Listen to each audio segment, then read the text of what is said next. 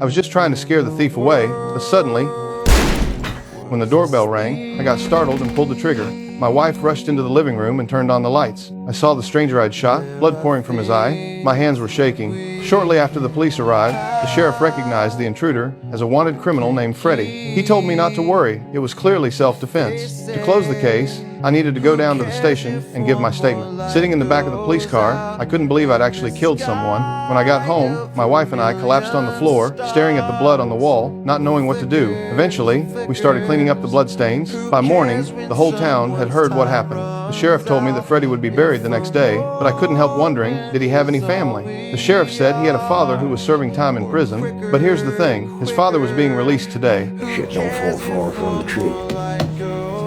Right then, I started to feel uneasy, worried about potential retaliation from his father. I had all the locks on our doors replaced with heavy-duty ones, but after receiving a call from an unknown number, I became nervous. The person on the other end didn't say a word. I was convinced it was the dead man's father.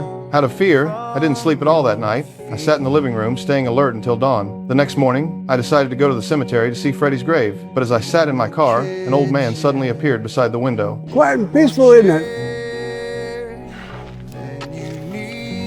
Come to watch the shit go in the hole. I knew it had to be Freddie's father, fresh out of prison. What he said next absolutely terrified me. Oh, that was a nice picture of your family in the paper. Your boy, he looks a whole lot like you, doesn't he? I immediately drove to pick up my son from school, then went straight to the sheriff and begged him to arrest the man. But the sheriff said without evidence, there was nothing he could do. He showed up at Jordan's school. He's probably just trying to scare you. Don't let him. After leaving the station, I took my wife and son home, but when we got to the front door, I noticed our lock had been forced open. Get back in the car. What? The lock's busted. Oh my God.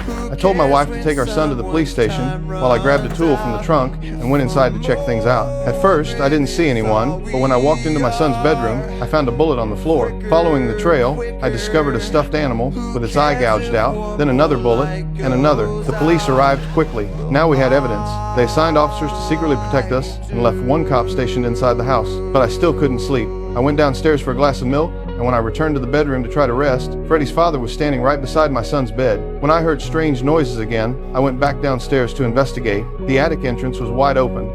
Kevin? He's in the fucking house! He's in the goddamn house! Jordan! Move! Go! Pull your ass!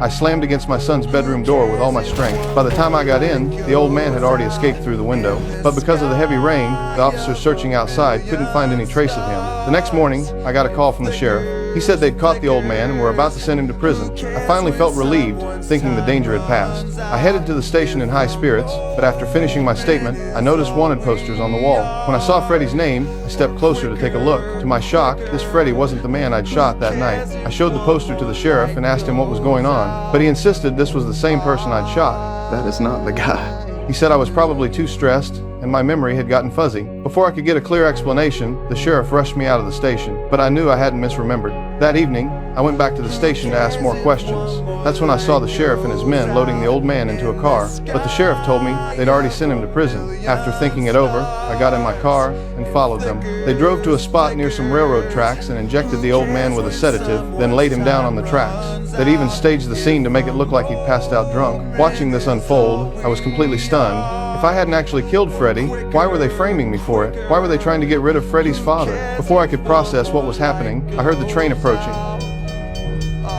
After a moment's hesitation, I made my decision. I needed to know the truth, so I rushed out to save the old man.